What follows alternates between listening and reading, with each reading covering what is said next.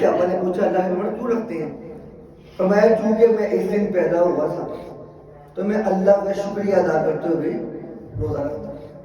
پھر اللہ کے پیغمبر نے رات کو تہجد کا قیام کرنا، تو اما عائشہ رضی اللہ تعالیٰ عنہ فرماتی ہیں میں نے کہا اللہ کے پیغمبر اللہ نے تو آپ کو تمام گناہوں سے ویسے ہی بچا کے رکھا ہوا، تو معصوم ہے، آپ اتنا لمبا قیام کرتے ہیں آپ کے پاؤں سو جاتے ہیں، کیوں کرتے ہیں آپ؟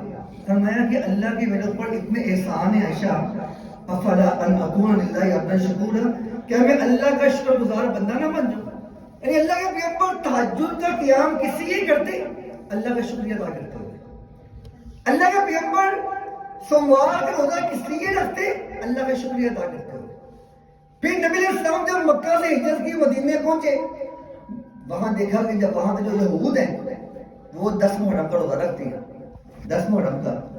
فرمایا کہ آپ روزہ کیوں رکھتے ہیں؟ انہوں نے کہا جی چونکہ اللہ نے موسیٰ علیہ السلام کو اور ان کے ساتھیوں کو فرعون سے اور اس کے مظالم سے نجات دی تھی 10 محرم کو، اس لیے ہم شکرانے کا روزہ رکھتے ہیں۔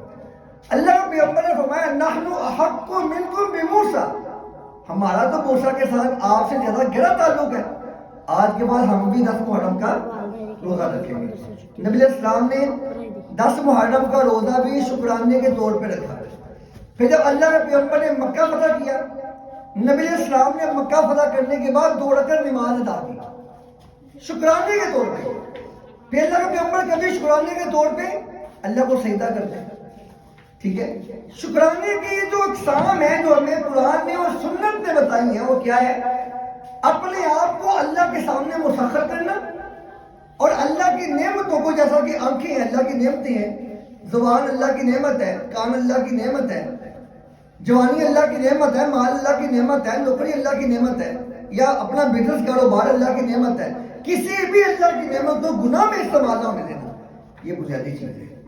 اور یاد رکھیں قرآن پاک کی آیت ہے ضرب اللہ مثلا قریۃ کانت آمنۃ مطمئنہ، اللہ نے ایک بستی کی مثال بیان کیا، وہ بستی امن والی تھی اور اطمینان والی تھی، یاتیہا رزقہا رغداً من کل مکان، فرمایا اللہ نے اس پہ اتنا فضل کیا ہر طرف سے رزق کے دروازے کھلے چمک لیے، اور انہوں نے کیا فکفرت بانعم اللہ، اللہ کی مرضی کے خلاف زندگی بسر کرنا شروع کر دیا۔